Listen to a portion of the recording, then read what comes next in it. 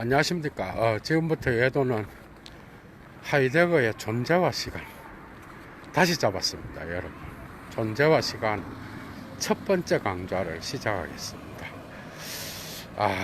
참 이 책을 다시 하게 되리라고는 예도는 생각을 못 했고요. 마침내 결단을 내리고 오늘부터 첫 페이지부터 다시 시작합니다. 사실은 이것이 예도가 이미 올려놓은 그죠? 대학원생들이랑 하다가 그것이 중간에 못하게 돼서 예도가 다시 혼자 시작해서 거의 3분의 1 정도를 끝내가는 상황이었는데, 예도가 이 존재와 시간 보이시죠? 예도의 책입니다. 이 책을 다시 잡고 여러분을 만나게 된 이유는 많은 부분들이 대학원생들이랑 했던 그 강좌는 그 사실은 페북에 그냥 패친들을 위주로 올려놨던 강좌였어요. 그런데 이 강좌가 유튜브를 만들겠다는 그런 생각을 전혀 갖지 않고 그냥 학생들이랑 하는 그런 내용들을 그냥 올려놓는 그런 수준에서 이루어졌기 때문에 많은 부분들이 예도가 혼자 읽어가면서 독해를 하면서 철학을 설명하는 그런 것보다는 뭔가 어색한 그러한 게 있어서 예도가 예도의 역본으로 그죠? 다시 존재와 시간을 강의를 해야 되겠다라는 생각을 하게 됐어요. 그래서 사실은 오늘 첫 시간이고 이것이 아마 계속 진행되다가 예도가 혼자 하는 동영상이 지금 올려져 있는 동영상에서 아마 거의 한 40번째인가 부터 혼자 하는 동영상일 겁니다. 그렇게 대학원생들이랑 수업하는 방식이 아닌 예도가 혼자 강의하는 그런 방식인데, 그 동영상들은 예도가 살려놓고 진도를 계속 나가려고 합니다. 그러니까 그 시점까지 처음부터 다시 하는 거예요. 그리고 중간에 한 13개의 동영상을 살리고 그 다음 그죠? 그 다음 나머지 진도는 계속해서 나가는 그런 방식으로 그죠?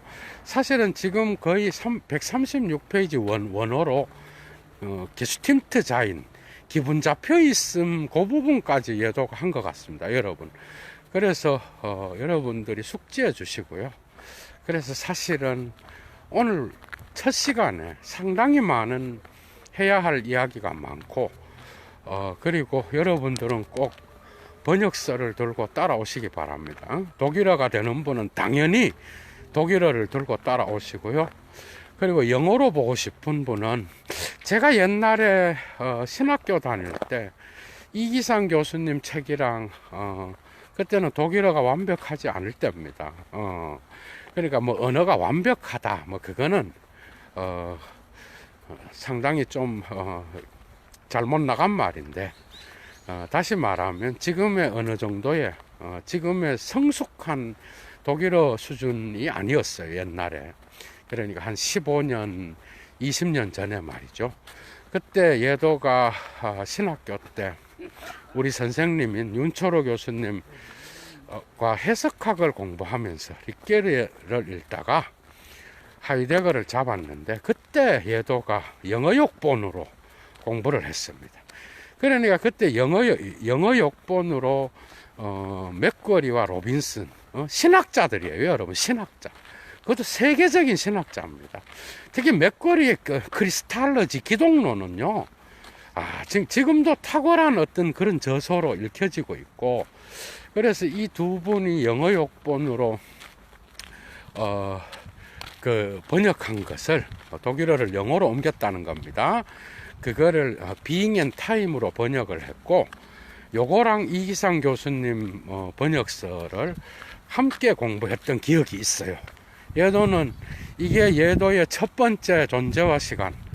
그리고 학부 때 우리 강영계 교수님으로부터 학부 때는 그냥 소개받는 그런 유형이잖아요. 그때 공부를 했고, 그래서 예도가 따로 학생들, 대학원생들과 지금은 교수가 되어서 다 학위를 받고 미국에서 공부를 한 분들이 많고, 주로 그때 그 장신대에서 학생들이랑 공부를 할 때 몇 차례에 걸쳐서 시도를 했고, 결국 예도는 그걸 다 읽었어요. 그리고 나서 독일어가 된 다음에 또 읽었는데, 사실 저는 영어로 읽으면서 이기상 교수님 판이랑 비교를 해가면서 읽었는데, 특히 맥거리와 로빈슨의 영어 번역본은요, 그 각주가 있는데 그런 부분들이 상당히 많은 도움이 돼요. 물론 이기상 교수님이 따로 그 하이데거의 개념들을 정리해 놓은 거죠. 그것도 아주 좋은 책이에요. 그러니까 그런 것들을 다 참조하고, 또 소강희 교수님이 또 번역을 했잖아, 그죠? 그건 사실 제가 대학원생들이랑 2년 전에 지금 올려져 있는 동영상들을 공부를 시킬 때 소강희 교수님 판도 들고 왔는데, 그분도 각주를 보면은 철학적으로 상당히 중요한 것들을 제대로 잡아내는, 제가 설명을 했는데 그 각주에 가끔 나온대. 그런 정도로 아주 훌륭한 그런 여러분들이 참조할 수 있는 부분이 있다라는 거. 그리고 어떤 분이 또 전양범 선생님이라고 또 번역된 책이 있대요. 거기에 대해서는 제가 전혀 그러니까 소강희 교수님 것도 제가 직접 읽은 건 아니에요. 그러니까 그런 것들을 들고, 불어를 잘 하시는 분은 불어본을 들고도 따라오셔도 됩니다. 여러분들이 다 그런 것들을 종합해서, 그죠? 하는데, 예도는 예도의 독일어로 나갑니다. 어떤 것도 보지 않고, 그러나 특히 개념에 있어서 폴 한덴하이트라든지 쭈 한덴하이트, 손 안에 있음, 눈앞에 있음, 요 두 개의 개념, 요런 개념들, 피얼졸게, 심려, 배졸겐, 배려, 이런 개념들은 그렇게 개념만, 저는 이기상 교수님의 책을 읽고 익혔기 때문에 그렇게 나가고, 졸개와 같은 개념 있죠. 그러니까 이기상 교수님이 염려로 번역했던 그것은 신상희 교수님, 지금은 제 선배입니다. 프라이부르크 대학교에서 학위를 끝내고 한국에 오셔서 강의를 하시다가 지금은 돌아가셨어요. 그런데 고 신상희 선생님의 번역을 따라서 가끔은 마음씀 졸개를 그렇게 번역하도록 하겠고, 특별히 저는 폴 한덴하이트와 쭈 한덴하이트, 특별히 이 두 개의 개념은 하이데거를 이해하는데 매우 중요합니다. 근데 이거를 사실은 독일어로 폴 한덴은 뭐뭐가 있다란 뜻이야. 존재하다, 있다, 뭐뭐에 현존하다, 이런 뜻이라고. 이 명사형으로 쓰면은 이게 존재성으로 번역을 해도 이상하고, 현존성으로 해도 이상합니다. 그런데 제가 이기상 교수님 그 두 개의 개념에서 번역을 탁월하다고 보는 이유는요, 다름이 아니라 그 두 개를 정말, 그죠? 그 하이데거의 사유를 이해할 수 있는 개념으로, 그리고 원어적으로 에티몰로기슈하게 그것을 정확하게 잡아낼 수 있는, 여러분들이 사유를 하는 데 있어서 정말 한국인으로서 딱 잡아내서 그거를 빼서 읽을 수 있는 그런 식으로 번역을 해놨다는 거예요. 눈앞에 있음. 탁월한 번역입니다, 여러분. 그 폴 한덴하이트는 정말 세계적인 번역이에요. 쭈 한덴하이트도 그래. 그거랑 손 안에 있음, 눈앞에 있음. 그게 벌써 하이데거 철학의 반은 이해를 한 거예요, 이미 여러분들이. 눈앞에 있으면 뭐야? 현존의 형이상학, 서구 형이상학의 존재 시성을 폴한덴 하이트 눈앞에 인식론적 존재 개념이야, 여러분. 그거를 하이데거가 까는 거예요. 그거를 까고 이제 거기에 시간을 부여해서 이 존재의 역사성을 되살려서 존재를 사건으로 보는 거야. 그러니까 이것은 사실은 후설의 영향이 있다고 하지만 가다머가 한방 난리죠. 가다머가 진리와 방법 제2부 후설과 하이데거 부분이 있어. 거기에서 하이데거를 설명하는 부분에 있어서 이러한 사유에 서구 형이상학 일반에 대한 의심, 해체는 결코 후설이 아니라 니체였다라고 명백하게 이야기하고 있어요. 그러니까 학문 안에서 논의되는 존재 개념을 하이데거는 다 박살내고 삶의 개념으로, 우리가 일상에서 살아가는 레벤의 개념으로, 그러니까 삶에 있어서의 우리의 존재 사건의 개념으로 해석했다라는 거. 여기에 니체의 영향이 있다는 거는 이게 중요한 거예요, 여러분. 후설의 영향은 곳곳에서 나타나지만 또 한 가지 후설에 대해서 말씀드릴 것 같으면, 여러분들 후설과 여러분 철학에서 인식론은요 결코 쉬운 학문이 아니에요. 여러분 칸트와 후설은 엄청 난해합니다, 여러분. 그러니까 1차 자료를 읽어보면, 저는 뭐 후설의 중요한 책들은 다 읽었어요. 그런데 후설의 사유에서 예도가 영향을 받은 분이 한 분 있는데, 서울대학교 이남인 교수님이, 그분의 어떤 그 현상학과 해석학, 이건 1차 자료가 아니에요. 그 책을 일단은 후설을 이해하는 데 있어서, 하이데거와의 관계를 이해하는 데 있어서 후설의 관점에서 하이데거를 보는 그 책을 읽고, 또한 이남인 교수님의 무수한 논문을 읽었습니다. 그리고 나서 예도는 1차 자료로 들어갔어요. 후설도 1차 자료는 웬만한 거는 많이 언급되는 거는 거의 다 읽었습니다. 그러니까 후설에 대한 영향이 곳곳에서 보이지만 칸트와 함께 후설을 같이 까는 경우가 많아. 그런데 자기가 존경하는 선생이니까 존재와 시간을 바치면서 거기에 Verehrung und Freundschaft, 그러니까 존경과 우정을 표하는 자기 선생에게 존재와 시간을 바치는 그게 후설이죠. 그 자기 선생에 대한 예를 갖춰서 익명으로 비판해. 일반인들은 그게 후설의 개념이라는 것을 모르는 사람은 하나도 이해가 안 돼요, 여러분. 이미 예도와 많은 강좌를 한 사람은 알 거예요, 여러분. 그런 거에 영향을 받아서 1차 자료를 읽으시고요.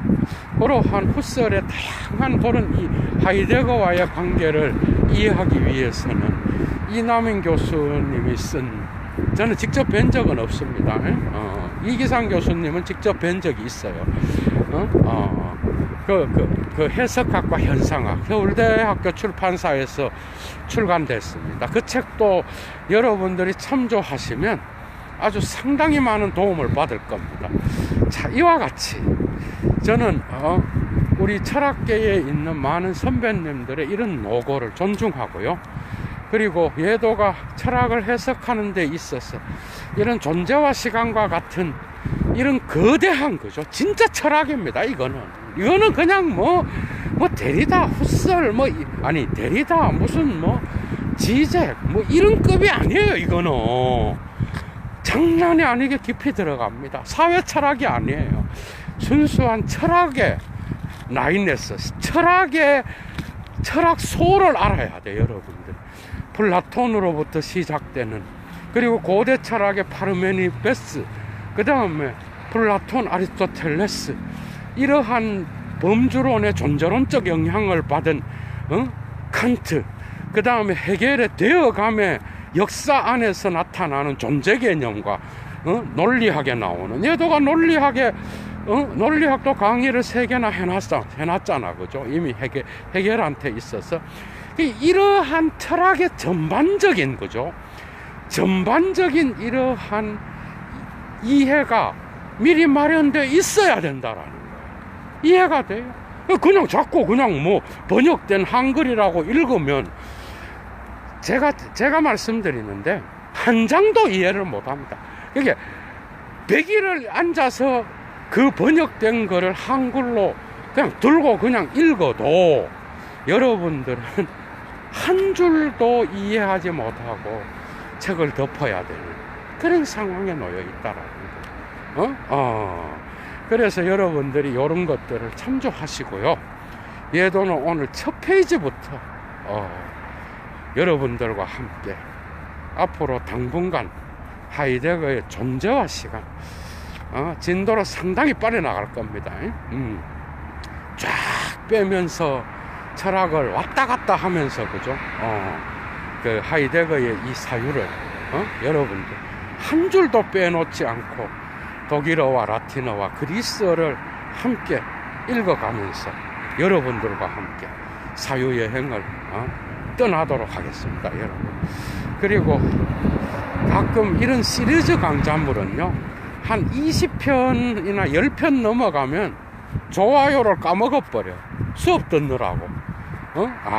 지금 도덕의 개보학 해놨는데, 따라오는 사람이 최소한 50명 이상이에요. 얘도가 얼마나 기쁜지 몰라. 그런데 처음에는 많이 눌러주다가 좋아요가 지나다 보면은 사라져. 근데 얘도가 좋아요를 이야기하는 이유는 그 표시가 저는 여러분들의 열의와 성원이라고 보거든, 그죠? 얘도가 무슨 월급 받고 하는 것도 아니고, 그죠?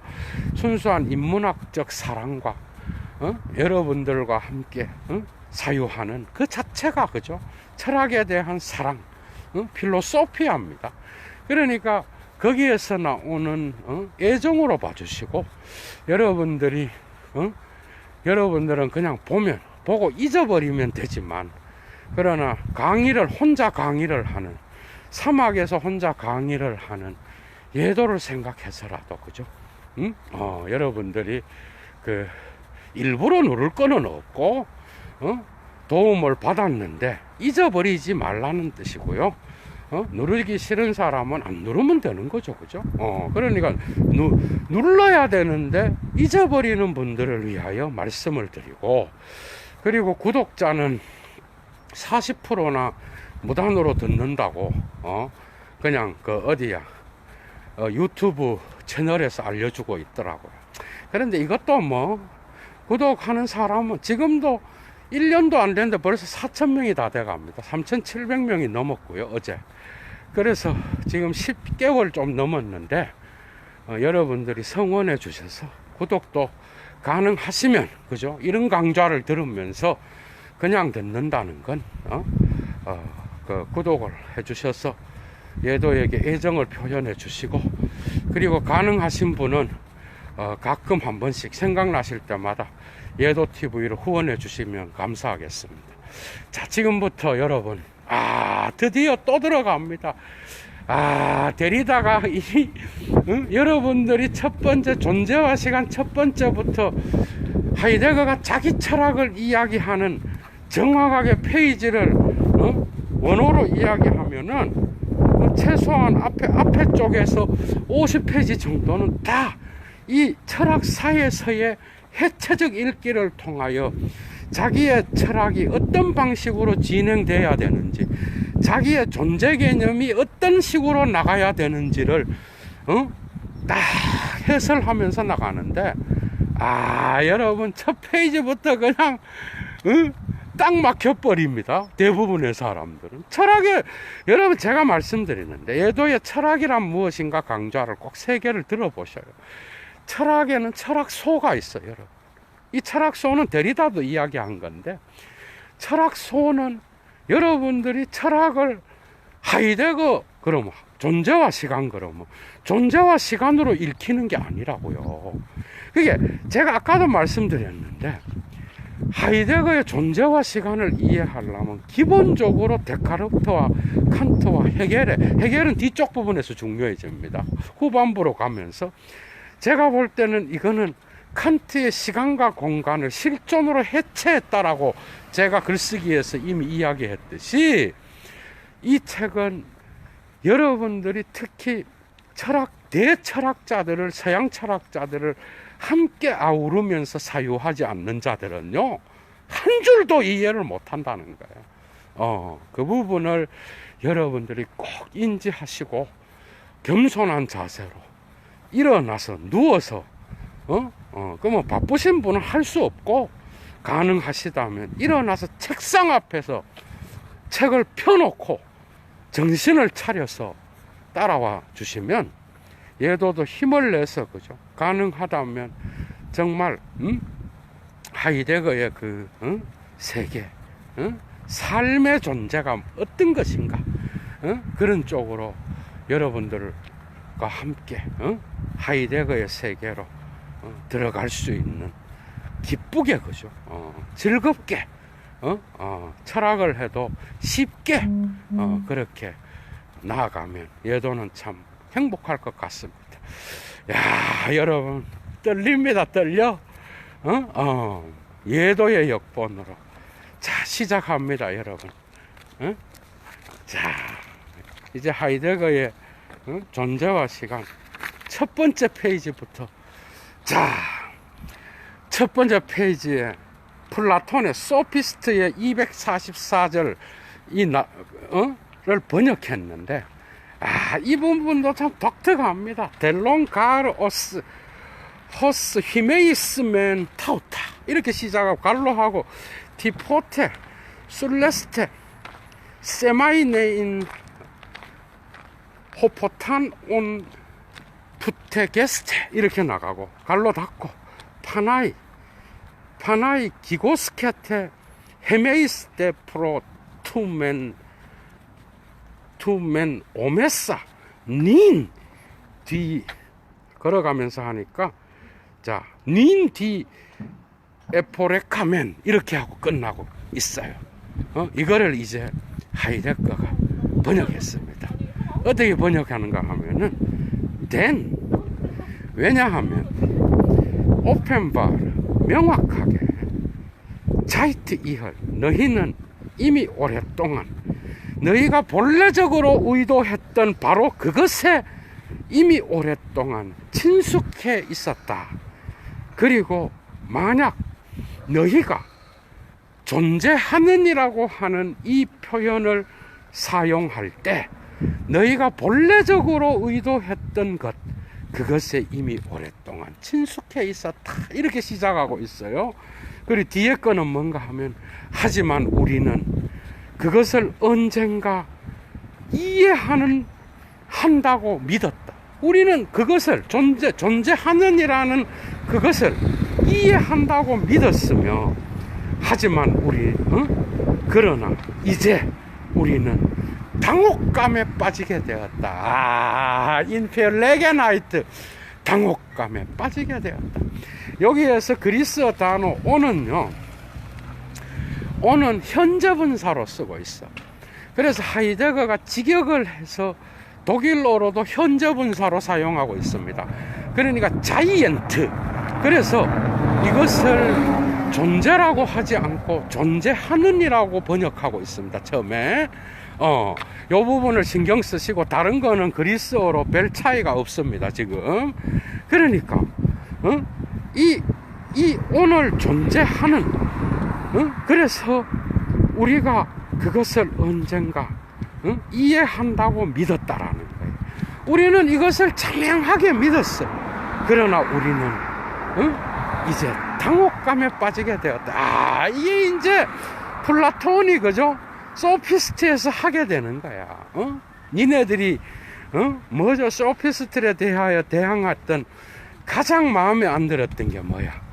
웅변술과 수사학이죠, 그죠?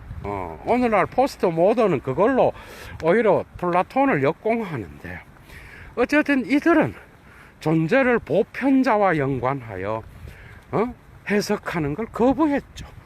그리고 개별 존재자에 따라서 각각 다른 그러한 존재를 하게 되는데,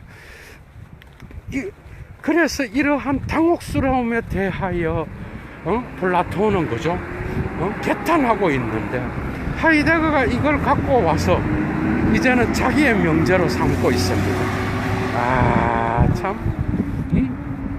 자, 그러면서 이제 이 번역이 끝나고 이제 자기 말을 해요.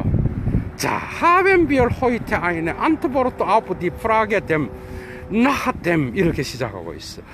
자, 우리는 오늘날 우리가 자이언트, 존재하는, 현재 분사예요. 독일어로 존재하는이라는 단어로 본래적으로 우리가 의도하고 있는 바로 그것에 대한 질문, 그 질문에 대한 응답을 우리가 오늘날 갖고 있는가? 존재하는이라는 그것에 대한 질문에 대한 그 응답을 우리가 오늘날 갖고 있는가? 카이네스백스, 결코 그렇지 않다, 이렇게 말하고 있고, 그렇다면 다음과 같은 사실이 관건이 되고 중요한 것인데, 그게 뭔가 하면은 Die Frage nach dem Sinn von Sein erläutert zu stellen, 그러니까 존재의 의미에 대한 질문을 다시 제기하는 거. 갑자기 의미가 들어옵니다, 여러분. 이해가 돼요? 의미가 돌아. 그게 존재에 대한 질문에서 존재의 의미에 대한 질문로 나가. 이거는 후설의 영향이 강합니다, 여러분. 이 인식론에서 의미를 이야기한 거는 칸토도 아니에요. 이 의미는 철저히 후설의 용어입니다, 여러분. 초기 후설이 이미 그죠? 브렌타노의 영향을 받아서 그 지향성을 이야기하면서 의미를 이야기하는 거예요. 의미. 그러니까 벌써 해석하게 냄새가 좀 나긴 나는데, 이 의미는 철저하게 현상학적 개념입니다, 여러분. 이해가 돼요? 요런 게 어려운 거야. 요런 게 이제 혼자 책을 읽으면 못 잡아내는 거야, 이런 거. 그러니까 존재에 대한 질문이 아니라 존재의 의미에 대한 질문을 이야기하는 거거든. 이거 완전 다른 얘기예요, 지금. 하이데거의 의도가 존재의 의미에 대한 질문으로 나갔으면, 과거의 형이상학에서 다루었던 그 존재론의 존재 개념, 플라톤이든 파르메니데스든 그 다음에 아리스토텔레스는 나중에 범주론으로 갖고 가고, 이게 칸트의 인식론의 5성의 범주로 가잖아, 그죠? 이런 것들. 그러니까 존재는 언제나 실체와 더불어 연관되어 있습니다, 여러분. 그런데 이런 것들은 하이데거 이전에 니체를 제외한 대부분의 철학자에게서 나타나는 현상이야, 여러분. 앞으로 계속해서 설명해 나갈 겁니다. 그러니까 갑자기 의미가 딱 들어요. 그러니까 존재의 의미, 물론 이 지향성을 통해서 후설은 인식 밖에서부터 나가는, 거기에로부터 나가는 의미는 아니지만, 어쨌든 바깥에 있는 저 세계와의 어떤 그 존재와의 관계 안에서 인식 안에 들어온 그 대상, 게겐슈탄트에 대한 의미를 이야기했던 게 후설이라고, 여러분. 요거는 후설적인 영향에 의하여 하이데거가 지금 영향을 받고 있는 겁니다, 이런 거는 다. 자, 그래서 그래서 여기에서 관건이 되는 것은 존재의 의미에 대한 질문을 다시 새롭게 제기하는 것이다. Sind wir denn heute auch nur in der Verlegenheit, den Ausdruck sein nicht zu verstehen? 자, 여기에서 이제 자이언트라는 말, 존재하는이라고 위에 소피스트에서 인용되었던 온이라는 현재 분사의 존재하는이라는 자이언트의 개념이 이제 갑자기 존재로 축소됩니다. 존재. 그게 자인으로 바뀌어진다고. 자, 여기에서 뭐라고 하는가 하면은, 우리는 도대체 오늘날 또한 오직 이 존재라는, 그게 존재하는이 아니에요. 자인, 존재라고 하는 이 표현을 이해하지 못하는 그런 당혹스러움 속에 놓여 있는가? 응? 놓여 있다. 이렇게 말하고 있어. 응? 이해하지 못하는 그런 당혹스러움에 빠져 있는가? 그리고 나서 결코 그렇지 않다. 응? 그렇다면 앞서 우선 먼저 관건이 되는 것은 모든 것 중에 첫 번째로 다시 이 질문의 의미, 피열된 진 디젤 프라게 주 베켄, 이 질문의 의미에 대한 이해를 일깨우는 것이 중요한 거다, 이렇게 말하고 있어. 그게 이 질문에 대한 의미를 일깨워야 된다라는, 일깨워야 돼. 이것은 사실은요, 이 존재는 여러분들이 이걸 사유해야 돼. 이 존재를, 하이데거의 목표는요, 이 존재를 어떻게 해서든 학문의 논리학이라든지 형이상학적 개념 이런 걸로부터 탈출시켜서 우리가 살아가는 삶의 현장 안에서 나타나는 존재 개념으로 바꾸어 놓습니다, 하이데거가. 그런데 여기에 이 존재에다가 하이데거는 시간의 개념을 집어넣어. 요거는 좀 이따 다시 할게요. 이런 것들이 여러분들 우리의 삶의 철학, 우리가 살아가는 삶의 의지, 누구의 니체입니다. 니체가 서구 형이상학 일반을 까면서 삶에 대한, 물론 딜타이를 통하여 다양한 역사적 서술도 있었고요, 여러 가지. 그리고 요크 백작의 어떤 논문도 아주 중요하죠, 그죠? 그런데 어쨌든 하이데거는 이러한 서구 형이상학의 일반 존재론에서 말하는, 그러니까 고대 존재론이든 중세의 신학에서 말하는 초월자로서의 존재 개념이든 하여튼 존재 실론적이건 어떻든 간에 이 존재는 어쨌든 이러한 삶의 현실성으로부터 벗어난 그런 형이상학과 관계되어 있었다라는 것, 여기에 대한 철퇴를 가하면서 해체적 읽기를 하는 거예요. 이게 이제 데리다랑 연결되어 있습니다. 이 부분은 재밌겠죠. 그러니까 존재에 대한 질문이 아닌 이 질문의 존재의 의미에 대한 질문이고, 이 질문의 의미에 대한 어떤 이해를 일깨우는 것이 중요한 거예요. 이제 이해가 됐죠. 존재에 대한 질문이 아닌 존재의 의미에 대한 질문이다.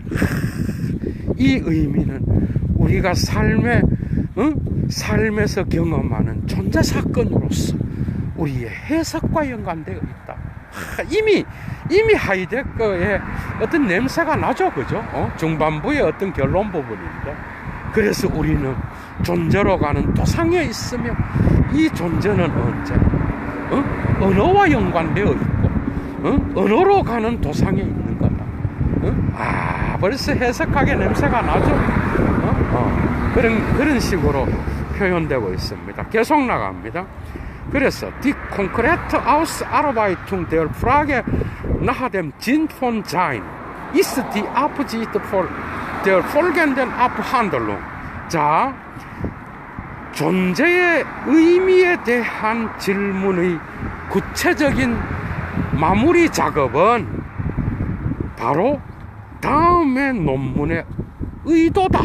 그게 이 책의 의도가 뭔가 하면은 존재의 의미에 대한 질문을 구체적으로 마무리 작업하는 거야. 이게 중요한 거예요. 이해가 됐어?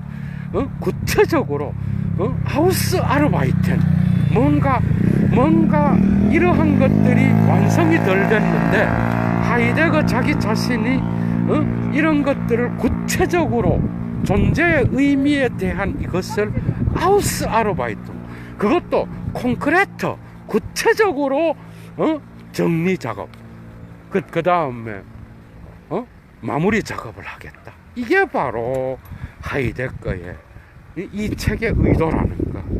그런데 시간의 해석, 자, 모든 존재 이해의 가능한 지평으로서 시간의 해석은 바로 그것의 잠정적인 목표다.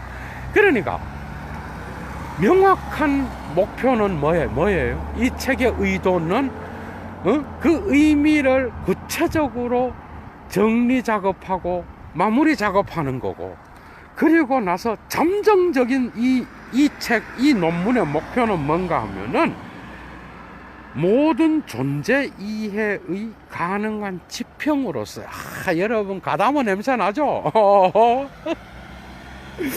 가능한 지평으로서, 지평.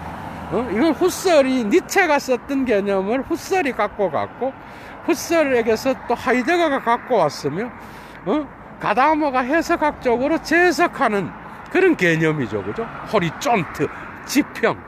자, 모든 존재 이해 일반의 가능한 지평으로서 시간을 해석하는 것.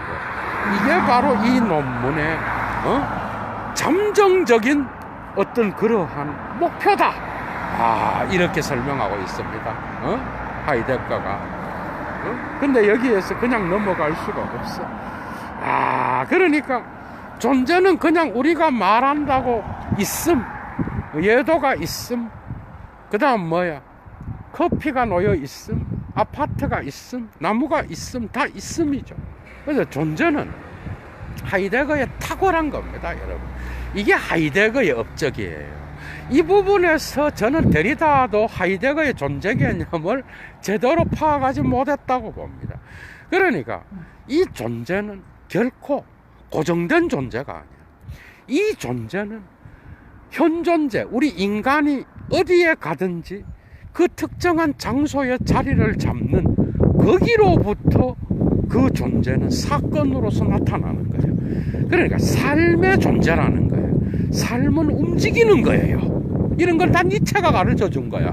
삶은 우리에게 움직이는 거고 역동적인 거야.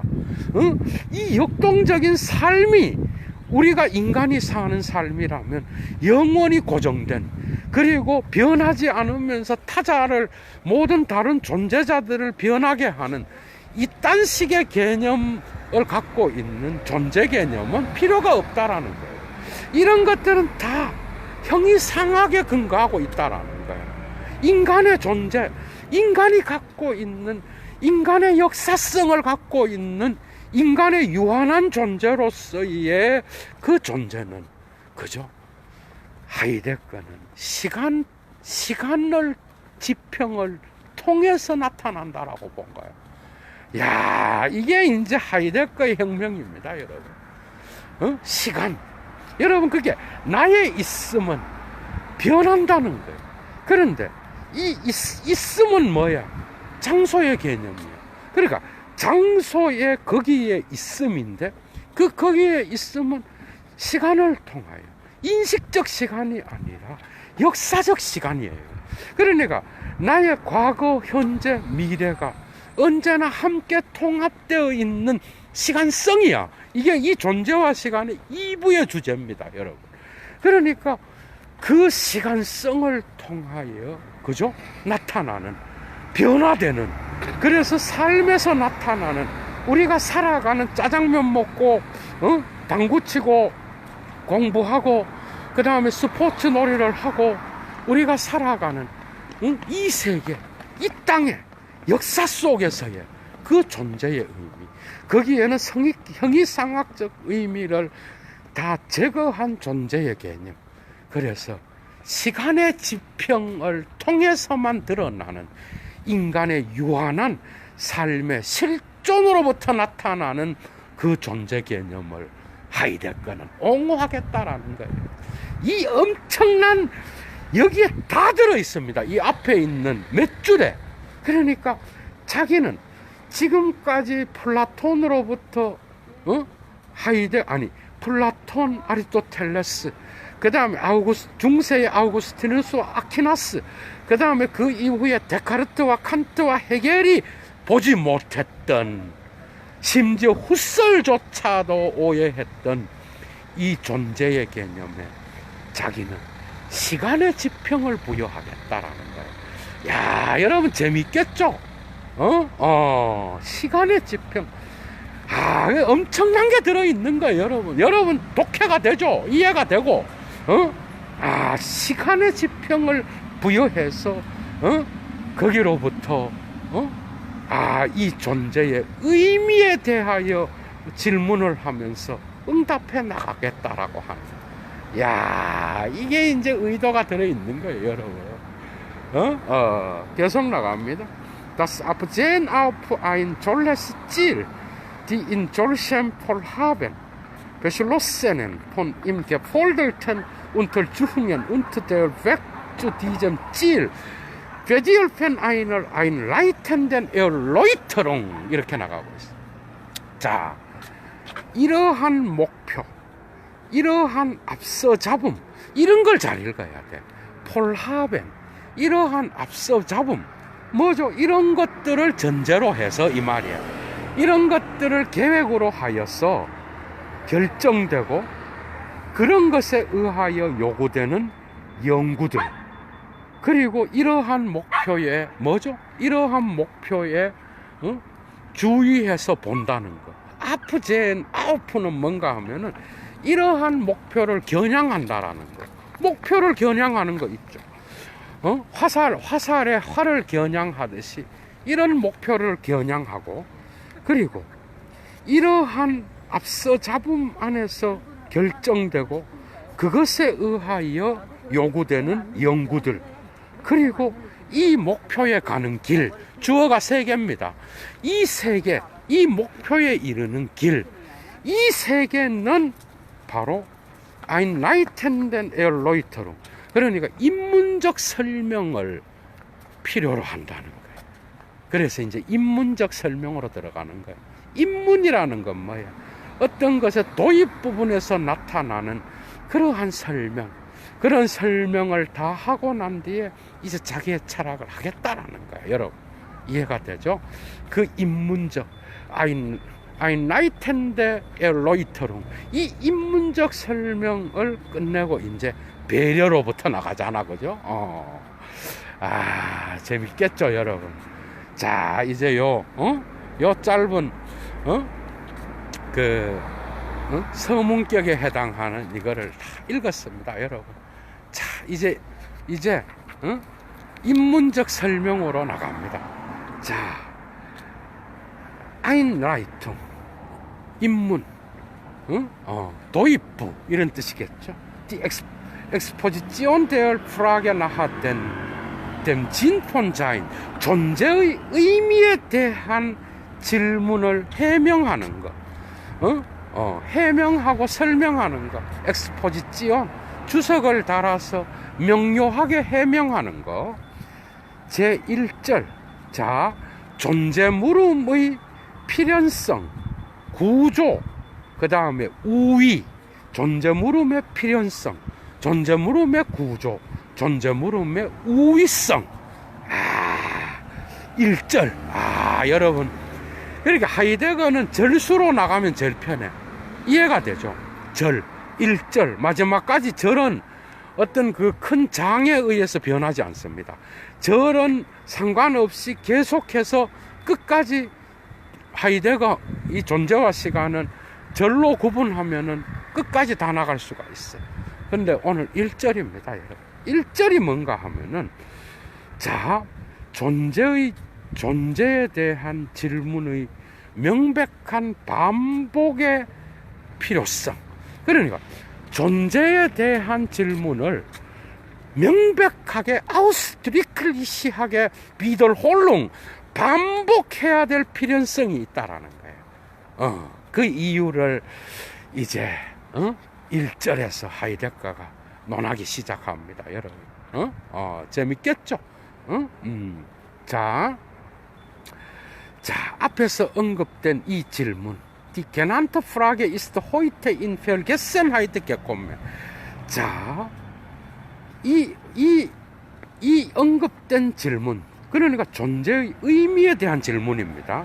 이 존재 질문, 이 질문은 오늘날 망각 속에 빠져버렸다. 여러분, 망각에 도달했다라는 거예요. 직역하면은 망각에 이르렀어. 근데 뒤에 양보부사절이 있어요. 오프츠바르. 비록 우리의 시대가 형이상학을 다시 긍정하는 것을 진보로 간주한다 하더라도, 그게 하이데거의 20세기 초반이 다시 어떤 형이상학적인 그러한 것들을 진보로 간주하는 그러한 시대였다 하더라도 이 질문은 오늘날 망각 속에 빠져버렸다라는. 참 이 질문도 참 이야기할 게 많습니다. 그죠? 자, 사실 형이상학은요, 인간이 언어를 사용한다는 것부터가 형이상학입니다, 여러분. 이해가 돼요? 형이상학으로부터 다 벗어났다고 그러지만 오늘날의 철학자들 역시도 다 자기 형이상학이 다 있어요, 여러분. 이해가 되죠? 바디우의 어떤 그 사건 개념이라든지, 그 다음에 또 다 그 철학자들의 개념 안에는 그러한 형이상학적 질서가 나타납니다, 여러분. 그런데 이제 물론 고대 존재론에서 신을 끌어들여서 절대자와 보편성을 이야기하는 이러한 개념의 형이상학적 뜻은 아니겠죠, 물론. 자, 계속 나갑니다.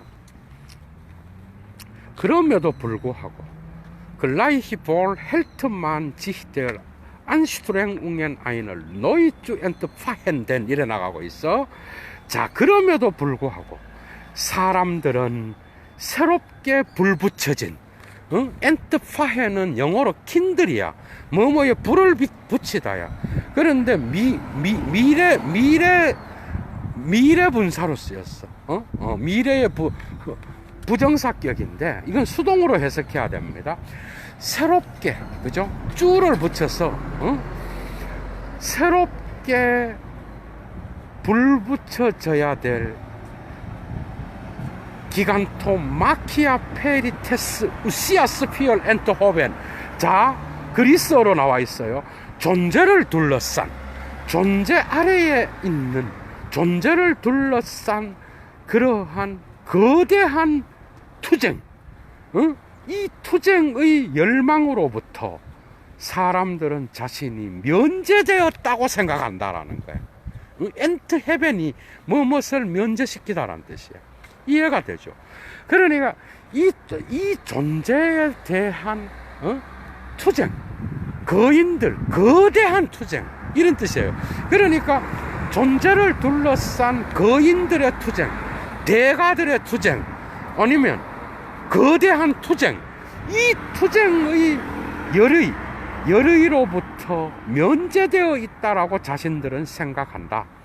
여기에서 접촉되고 있는 안게 리얼터 프라게도 호카인의 벨리비가 여기에서 만져지고 있는, 여기서 다루어지고 있는 의역하면 질문은 어떤 임의적인 것이 아니다. 임의적이고 임시적인 게 아니라는 거야. 이 질문은 철학의 핵심을 관통하는 질문이다, 이 말이에요. 임의적이고 임시적이고 잠정적인, 벨리비거 잠정적인 질문이 아니다. 하이데거는 지금 이렇게 말하고 있습니다. 자, 이것은, 이 질문은 플라톤과 아리스토텔레스의 연구를 그 연구에 끊임없는 긴장을 주고, 직역하면 인 아텀 게할튼, 호흡 속에 계속 유지시켰다라는 거예요. 그러니까 이 아리스토텔레스와 플라톤의 연구를 끊임없이 박차를 가하도록 힘을 부여해 주었다라는 거예요. 그리고 하지만 또한 거기서부터 바로 침묵하게 되었다라는 거예요. 그래서 테마티슈 프라게 비얼클리히얼 운털 중 현실적 연구의 주제적 질문으로서는 침묵하게 되었다라는 거예요. 그러니까 아리스토텔레스와 플라톤의 어떤 그러한 연구를 박차를 가하게 했던 게 존재 질문이었는데, 이 질문은 그리고 나서 어떤 주제적으로 다루는, 주제로서 딱 떼내서 현실 연구의 주제적 질문으로 다루는 것에서는 침묵하게 되어버렸다는 거예요. 이해가 되죠? 이게 불타올랐다가 뭔가 끝까지 못 나가고 뭔가 중간에 가라앉아 버렸다. 펼슈투맨. 그러니까 침묵하게 되고 말문을 막게 되었다라는 거예요. 독특한 견해입니다, 여러분. 자, 그 다음. 그래서 이 두 철학자가 획득했던 것은 뭔가 하면은 다양한 변화, 펼시붕에는 자리를 옮긴다는 거예요. 그러니까 변화를 준다는 거겠죠. 어떤 다양한 변화와 위벌 말롱엔 어떤 거 위에다가, 이거는 예술의 개념인데, 어떤 것 위에다가 그림을 그린다는 거예요. 그러니까 위에다가 뭔가 색깔을 칠한다는 거예요. 그러니까 덧칠을 한다든지 변화를 준다는 거예요. 그러니까 이런 다양한 변화와 덧칠 안에서, 혹은 이런 다양한 어떤 자리 이동과 위에다가 색칠을 하는 거, 변화를 가한다는 거겠죠. 그런 것으로서 헤겔의 논리학에까지 계속해서 유지되었다라는 거예요. 두루히 할텐, 관통해서 끝까지 유지되었다라는 거야. 그러니까 이것은 결코 어떤 이 두 사람, 그러니까 아리스토텔레스와 의역하면은 플라톤이, 그죠? 아리스토텔레스와 플라톤과 아리스토텔레스가 획득했던 저 존재의 질문에 대하여 연구했던 그 연구의 결과물이 변화와 덧칠을 통하여 다시 헤겔의 논리학에까지 유지되게 되었다라는 거야. 이해가 되죠, 여러분?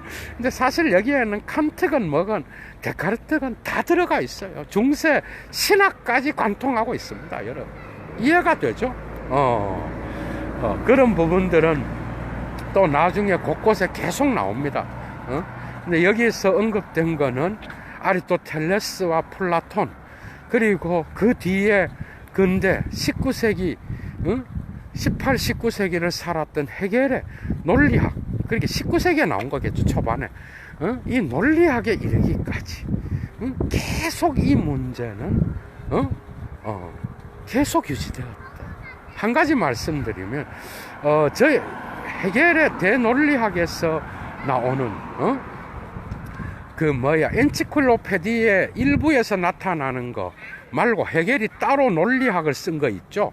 그거를 대논리학이라 그러고, 엔치클로페디에 들어간 거를 소논리학이라 그래요. 그런데 그거는 어느 정도 일치가 되는 부분이 있어. 그렇게 겹친다고, 내용이. 거기에서 주로 이 헤겔은 이들의 어떤 그러한 개념들을 이야기하면서 존재의 운동성을 얘기해. 외월된 되어감, 막 이런 거 얘기합니다. 그런데 헤겔의 존재 개념은 순수 존재와 순수 무가 있고, 거기에서 되어감을 설명하는 거야. 그러니까 인간의 삶의 어떤 그러한 존재를 말하는 게 아니에요. 그것도 얼마나 형이상학적인지 몰라요. 신의 존재를 이야기하는 것 같다니까요, 여러분. 거기에서도 오히려 아리스토텔레스가 제일, 이 세 명 중에서는 제일 그래도 역사성을 가진 그런 존재론을 이야기하고 있는 것 같아. 예도가 볼 땐 그래요. 그런데 어쨌든 이러한 두 사람의 연구가 헤겔에게로 옮겨져서 계속 변화를 통하여, 덧칠을 통하여 계속 유지되었다라는 거예요, 지금. 자, 이해가 되죠? 자, 그 다음. 그리고 예전에 사유의 최고로 높은 사유의 최고로 높은 열심, 열정, 어떤 것을 얻으려고 하는 투쟁, 이런 것들 안에서 현상으로부터 쟁취되었던 것, 그것은 바로 단편적인 것이고, 그 다음에 최초의 어떤 최초의 발걸음을 내디딤, 최초의 시도에서 이기는, 하지만 이런 뜻이야. Wenn gleich, 그죠? Wenn gleich Bruchstückhaft und in ersten Anläufen, 단편적이고 최초의 어떤 시도에서 이기는, 하지만 그러나 이러한 사유의 최고 높은 열정 안에서 현상으로부터 쟁취되었던 것은 오래전부터 오랫동안 통속적인 것이 되었다라는 거예요. 평범한 것이 되었고, 이런 것들은 뭔가 가찮고 사소한 일반적인, 그냥 개나 소나 다 이해하는 그런 것이 되어버렸다라는 거예요. 트리비알리지얼트, 상식이 되었고, 그래서 어떤 제대로 된 연구들을 하는 것 같이 보였지만은 결국은 트리비알리지얼트 되어버렸다는 거예요. 진부하게 되었고 통속적이 되어버렸다라는 거예요. 그래서 모든 인간이 당연하게 여기면서도 그 존재를 또한 자기가 다 안다고 생각하는 그런 방식으로 나가게 되었다라는 거, 이것을 하이데거가 지금 이야기하고 있다는 겁니다, 여러분. 재미있죠? 단지 이것만이 아니라 존재의 해석에 대한 그리스적 단초를 토대로 하여서 다음과 같은 도그마가 형성되었어. 도그마는 해석의 여지를 주지 않는 신학 용어예요. 이거는 어떤 것에 독단적 해석 하나만을 수용하는 신학과 모든 철학에서의 모든 논쟁에서의 해석의 다양성을 인정하지 않는, 그래서 그것은 하나의 해석으로 굳어버린, 역사 속에서 어떤 변화도 수용하지 않는 굳어버린 해석이 도그마입니다, 여러분. 그래서 어떤 도그마가 형성되었는가 하면 존재의 의미에 대한 질문을 불필요한 것으로 선언할 뿐만 아니라 또한 여기에 더하여 존재 질문의 소홀함을 제거하고 인정하는 장크치니얼트, 영어의 생션. 그러니까 뭐뭐의 이 존재의 질문을 소홀히 해도 괜찮다고 제거하는, 승낙하고 인정하는 그러한 도그마가 형성되었다라는 거예요. 이해가 되죠? 그런 도그마가 형성되었다라는 거예요, 여러분. 사람들은 그래서 말한다. Sein ist der allgemeinste und leerste Begriff.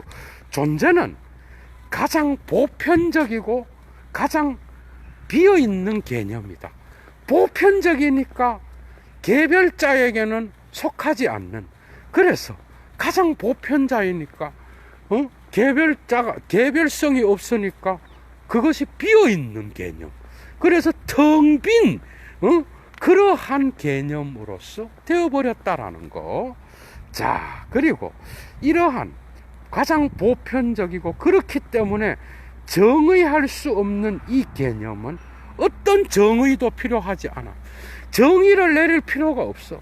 보편적이니까 정의를 내리면 안 돼. 이건 신의 개념과도 비슷합니다. 그래서 중세의 존재 개념을 신으로 갖고 갔던 거야. 여러분 봐봐.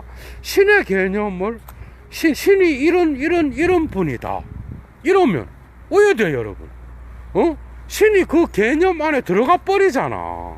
그러니까 그래서 정의를 내리면 정의를 내리지 않는 신의 다른 부분은 이 정의를 내려서 확정한 부분 때문에 신의 개념이 사라져 버리는 거예요. 신이 그 개념 안에 갇혀 버린다니까. 그래서 문제가 발생했던 거야. 응? 그래서 이 보편 개념은 정의를 내릴 수 없어. 데피니피얼, 데피니렌 할 수가 없는 거예요. 독일어로. 이해가 되죠? 그리고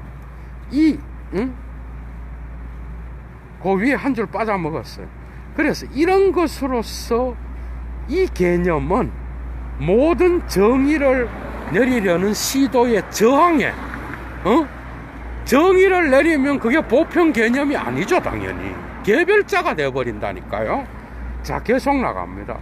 그래서 어떤 정의도 필요로 하지 않는다. 그래서 모든 것은, 모든 사람은 그 개념을 지속적으로 사용하고, 또한 이미 그가 각기 그때마다 그 개념을 가지고 의도한 것을 이미 언제나 이해한다고 생각해.